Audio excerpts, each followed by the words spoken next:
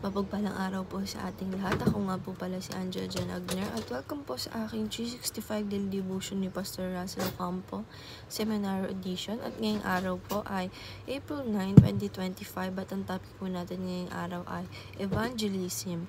Ano ang kahulugan ng Lord and Savior? At ang scripture po natin ngayong araw ay chapter 2 ay 2 Peter chapter 1 verse 11. Sabi po dito, for in this way there will be richly provided for you an entrance into the eternal kingdom of our Lord and Savior Jesus Christ. Sa Tagalog po, sapagkat sa ganitong paraan ay sa masaganang ibibigay sa inyo ang pagpasok sa walang hanggang kaharian ng Panginoon at tagapagligtas na si Jesucristo. And yung evangelism is the proclamation of the gospel to unbelievers. That the word comes from the Greek evangelizo, which means to announce good news. It is not just an optional task, it is joyful duty of every believer to share the message of Christ's life, death, and resurrection to a world in desperate need of salvation. The main goal of evangelism is to submit the nations under the Lordship of Christ. And yung teaching number 1 po natin is, ito po yung mga biblical evangelism.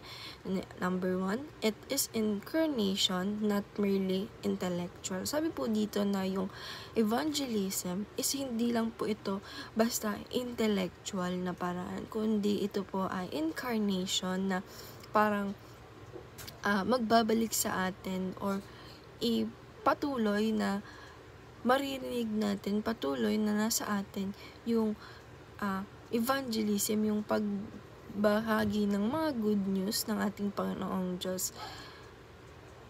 Bahagi natin ng mga good news about sa ating Panginoong Diyos na na-incarnation nito.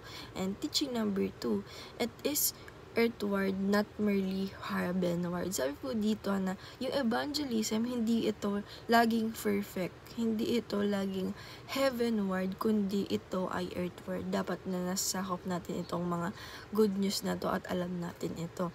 Teaching number 3, it is about lordship, not merely about salvation. Na yung evangelism or pagbahagi ng good news ay hindi lang ito about salvation, kundi ito po ay about lordship, na makilala natin ang ating Panginoong Diyos. And application number 1, live worthily of the gospel of Christ. Sabi po dito na i-apply po natin sa sarili natin na mabuhay po tayo na dapat na worthily na by the gospel of our Christ, na kilala natin, alam natin yung gospel ng ating Panginoong Jesucristo. And application number 2, share the earthward gospel of the kingdom. Sabi naman po dito na i-apply po natin sa sarili natin na ibahagi po natin yung earthward gospel ng kingdom ng ating Panginoong Diyos dito sa ating mundo. And application number 3, evangelize all areas of life under the Lordship of Christ. Sabi naman po dito na ibahagi po natin yung mga good news, na lahat ng good news sa area ng buhay natin under sa pagbahagi natin or under nandun tayo sa kingdom ng ating Panginoong Jesucristo or nasa lordship tayo ng ating Panginoong Jesucristo. And dahil lang po ngayong araw, maraming salamat. God bless.